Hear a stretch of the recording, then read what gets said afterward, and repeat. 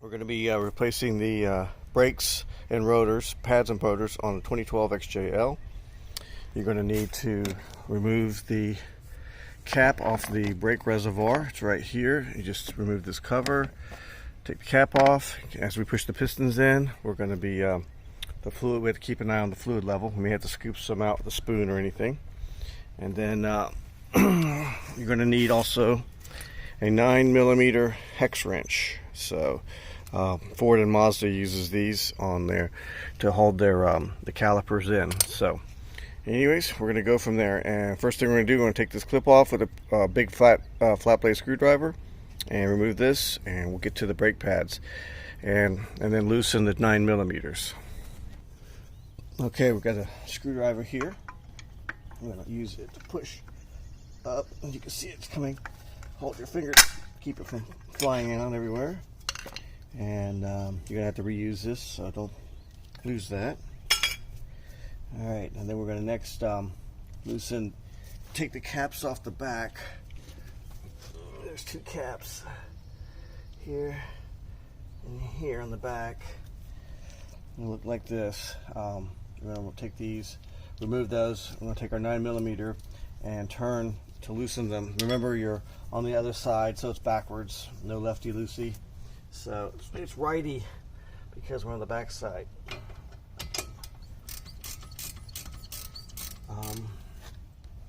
We also have the brake pad sensor, wear sensor here. We need to keep an eye on. We're going to remove that too, and make sure you have a replacement brake pad sensor.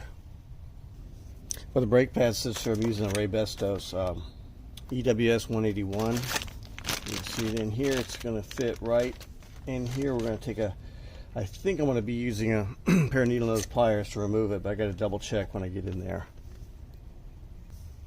We're also going to be replacing the brake pads with some Brembos, and we're going to try these. They're supposedly ceramic, so we'll see how that works. I trust Brembo will do a good job with the ceramics, but we'll see.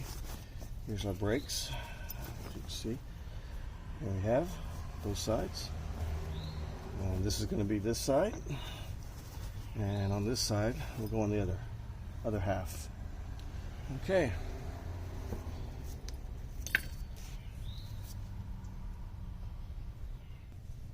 All right, we're going to try a pair of needle nose pliers to remove the old brake sensor. There we go. Pops right out, as you can see. I'm going to lay that over here. All right, and before you loosen too much, go ahead and remove the, there's a bracket to hold all the sensors. You have ABS sensor back here, and we just want to make sure they're disconnected.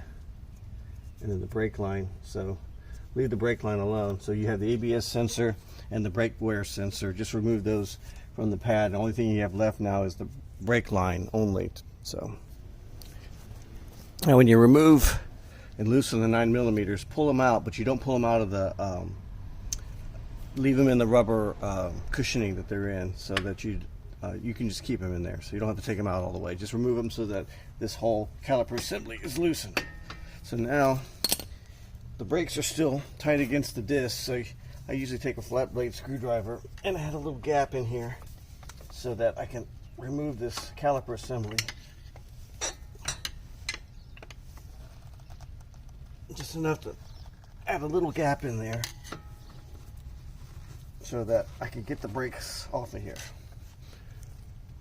Alright, next I have loosened it, and the brake pads have been pulled back so they'll clear the rotor, the worn rotor, and I've fashioned a coat hanger because we're going to hang this up on either the strut or upper control arm and keep this thing so it doesn't hang. So let's go remove this.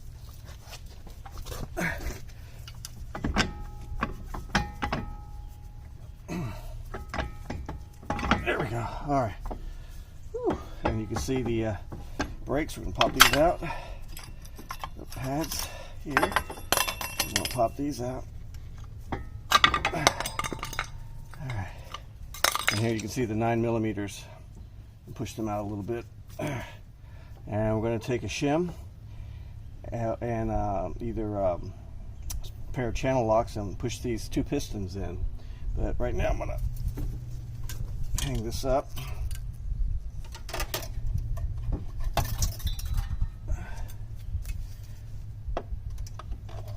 Okay.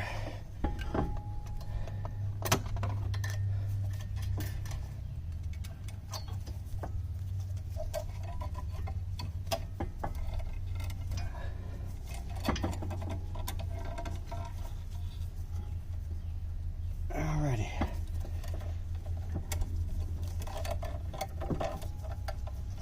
Alright, this should do it. Let's hope it holds here. Yep, it's gonna hold. Alright, let's go ahead and get some channel locks and compress those pistons.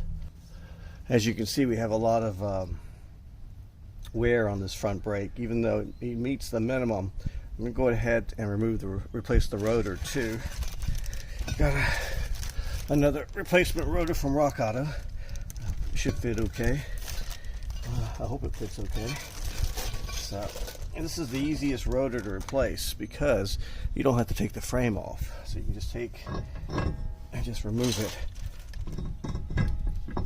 like that. And there you go. We have it. Ready to put the new rotor on. Well, it looks like they shipped me the wrong rotor. So this is the supercharged model, and it requires a 380 millimeter rotor, and the one they shipped me was much smaller in diameter, so that's going back. But at least this is easy to replace. So when the new rotor comes back in, I'll just replace it again. So, and we'll just put this back on.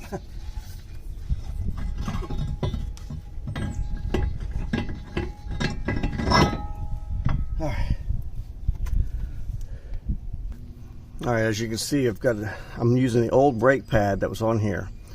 Sometimes with the dual pistons you can push one in and the other one won't pop out. Well, in this car they pop out, so I have to take and put the old brake pad, just snap it back on and use the G-clamp or C-clamp and compress it slowly until you get the pistons back to zero. Also keep an eye on the brake fluid in the under the hood to make sure it's not getting ready to overflow.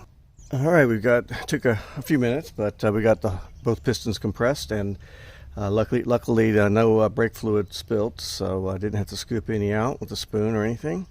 So now we're going to go ahead and put the new brake pads in, snap them in place, put it back over, and reinsert the 9 millimeters. We're also going to grease the slides with the lubricant that the Brembo kit came with. We're going to grease these slides right here. So, and go from there.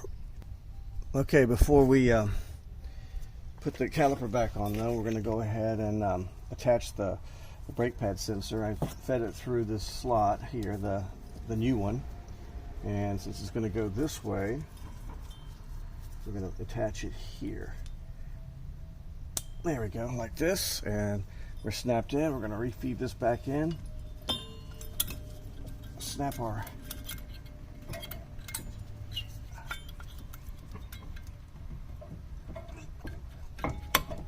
new brake pads in.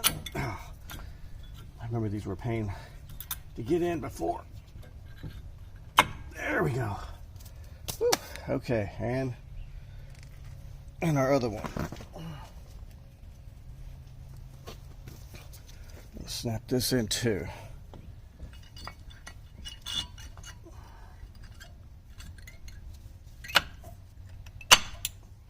All right. Now we're ready to insert it back, put this assembly back on with the new brake pad sensor. We're going to reroute the line, take the old one out, and re-plug it back in. So, okay, we can look at the new brake pad sensor to see that there's a tab you push here to unlock the old one. So that's going to give us a clue to how to unlock the old one. And we've already taken the old one out, except it needs to be removed. So you be careful not to break the plastic or anything on either side. So, okay, the old one, it's installed like this, so you're gonna have to push this way up and remove it from the mount inside. Okay, we remounted the caliper. The 9mm are not screwed in yet. Take your finger and push them in.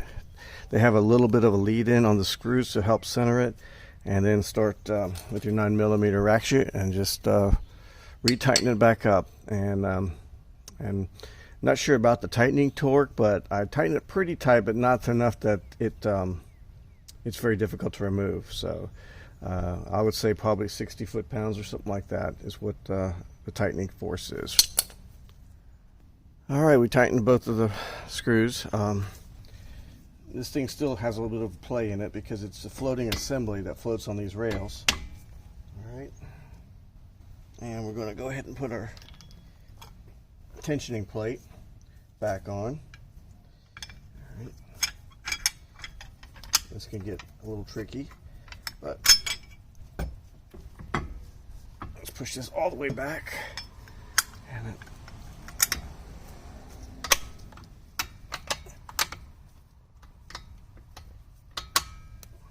okay, we got this part, bottom part down, this upper one in, the top, and we're going to use this screwdriver to pop it in.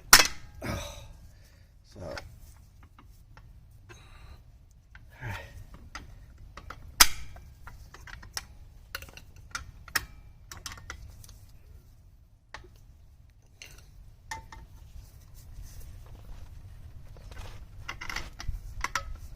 Alright.